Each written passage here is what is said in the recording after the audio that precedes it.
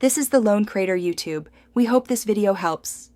You start by closing Palworld and the launcher. This prevents file locks and corrupted writes.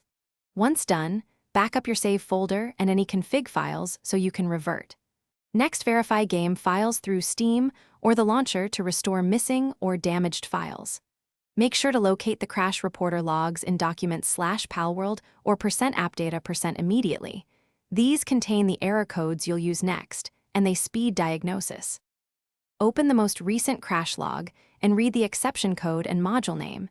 This tells you whether it's graphics, audio, or a mod conflict. Then replace any corrupt DLLs or config files from the verified install, or delete them so the launcher regenerates fresh ones. Make sure to update GPU drivers and runtime libraries like DirectX and Visual C++ redistributables, because missing runtimes often trigger the crash reporter. Launch Palworld in windowed mode with overlays off to test stability. This reduces variables like overlay hooks. If you use mods, remove every mod, then reintroduce them one at a time to find the offender. Once you reproduce the crash, collect the fresh log and note the exact error and steps to trigger it. If problems persist, include that precise info when submitting the report.